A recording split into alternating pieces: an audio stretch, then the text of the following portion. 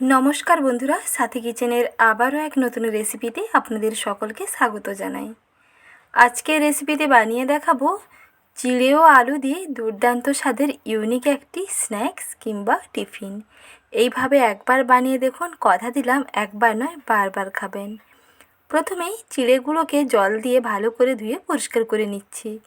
এখানে আমি পাতলা চিড়ে নিয়েছি। পাতলা চিড়ের বদলে মোটা চিড়েও নিতে পারেন, তবে মোটা চিড়ে নিলে একটু সময় সাপেক্ষ, সময়টা একটু বেশি লাগবে ভেজাতে। চিড়েটা ভিজতে একটু বেশি সময় লাগবে। আর যদি এই রকম পাতলা সাদা ধবধবে চিড়েগুলো নেওয়া হয় তাহলে কম সময়ের মধ্যে দেখবেন চিড়েটা খুব সুন্দরভাবে নরম হয়ে যাবে। চিড়েটাকে ধুতেই দেখবেন খুব সুন্দর নরম হয়ে যাবে। প্রথমে ধুয়ে জলটাকে ফেলে দিয়েছি। চিড়েটা যেইটুকুনি নরম হয়েছে সেইটুকুনি হলেই হবে। প্রায় 2 মিনিট মতন একটু ঢাকনা দিয়ে ঢেকে দিয়েছিলাম। দেখুন, চিড়ের মধ্যে কিন্তু কোনো জল দিয়ে ভিজিয়ে রাখিনি। ধোয়ার পরে যেইটুকুনি জল থাকে সেই জলের মধ্যে চিড়েটা বেশ ভালোভাবে নরম হয়ে গেছে। চিড়েগুলো দেখুন খুব সুন্দর নরম হয়ে গেছে। এখন এর সঙ্গে মিশিয়ে নিচ্ছি একটি সেদ্ধ করে নেওয়া আলু। সেদ্ধ করে নেওয়ার পরে আলুটাকে একটু ম্যাশ করে নিতে হবে। সেই ম্যাশ করে নেওয়া আলুটা এর সঙ্গে মিশিয়ে নিলাম। সঙ্গে দিচ্ছি পেঁয়াজ কুচি আর দিচ্ছি ঝাল অনুযায়ী কাঁচা লঙ্কা কুচি।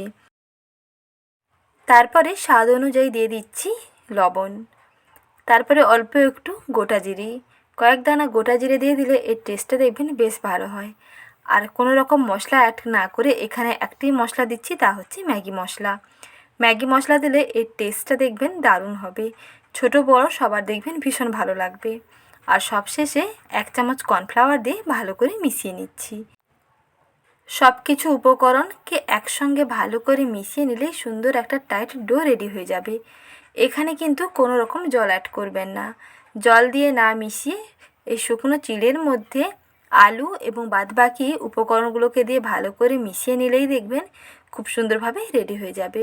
আর সবশেষে সামান্য অল্প একটু দিয়ে দিলাম চিনি। অল্প একটু চিনি দেওয়াতে এর নুন ও চিনির ব্যালেন্সটা দুর্দান্ত হবে এবং এর টেস্টটাও বেশ ভালো হবে। তার জন্য সামান্য অল্প একটু চিনি দিয়ে ভালো করে মিশিয়ে এইরকম একটা টাইট ডো রেডি করে নিয়েছি। ডোটা হয়েছে কিনা একটু চেক করে নেবেন। এইরকম হাতের মধ্যে একটা গোল্লা পাকিয়ে দেখে নেবেন যে গোল্লাটা হয়ে যাচ্ছে, তাহলেই বুঝতে পারবেন যে ডোটা একেবারে পারফেক্ট রেডি হয়েছে। এখন এই ডোটাকে একটা প্লেটের মধ্যে নামিয়ে একটা চৌকোনা শেপ দিয়ে নেব। তার জন্য প্লেটটাতে অল্প একটু তেল লাগিয়ে দিলাম। তাহলে প্লেটটার মধ্যে দেখবেন আর স্টিক করবে না। সহজে যে কোনো শেপ দিয়ে আপনি যখন কাটবেন সেটা প্লেট থেকে ছেড়ে চলে আসবে। তার জন্য সামান্য অল্প একটু তেল প্রথমে প্লেটটাতে ব্রাশ করে নিয়েছি। প্রথমে এই রকম একটা গোল শেপ দিয়ে নিতে হবে। তারপরে ছুরি দিয়ে সাইডগুলোকে কেটে নিয়ে একটু চৌকোনা কিংবা বরফি আকারে যেটা পছন্দ হয় সেই মতন করে বানিয়ে নিতে পারবেন। স্বাদটা দেখবেন একই হবে। এইরকম একটা প্রথমে চৌকোনা শেপ দিয়ে নিয়েছি, তারপরে স্কোয়ার আকারে কেটে নিয়েছি। এইভাবে এক এক করে সমস্ত টিফিনগুলো রেডি করে নিতে হবে। আর এগুলো আপনি এই রকম ইনস্ট্যান্ট বানিয়ে সঙ্গে সঙ্গে ভেজে খেতে পারবেন। খেতে দেখবেন দারুণ হবে। সবসময় পকোড়া কিংবা একই রকমের টিফিন না খেতে বিরক্ত লাগলে কিংবা ভালো না লাগলে এই রেসিপিটি একবার ট্রাই করে দেখতে পারেন। চিড়ে ও আলু দিয়ে দুর্দান্ত স্বাদের ইউনিক একটি কাটলেট কিংবা চিড়ের পকোড়া খেতে অপূর্ব স্বাদের হয়। কথা দিলাম একবার নয় বারবার খেতে চাইবেন। আর কাউকে খাওয়ালে তো রিকোয়েস্ট আসতেই থাকবে, সঙ্গে রেসিপি জানতে চাইবে। কিছুক্ষণ ভেজে নেওয়ার পরে দেখুন এই রকম কালারটা যখন একটু সোনালি হয়ে যাবে তখন এগুলোকে তেল থেকে একটা ছান্তার সাহায্যে তুলে নিতে হবে। দেখতে কি অপূর্ব হয়েছে দেখুন। দেখতে যেমন সুন্দর হয় খেতেও তেমন বহুগুণে সুন্দর হয়। একটি খেলে আর একটি খেতে চাইবেন। যেমন মুচমুচে তেমন টেস্ট। রেসিপিটি ভালো লেগে থাকলে লাইক, শেয়ার এবং সাবস্ক্রাইব করবেন।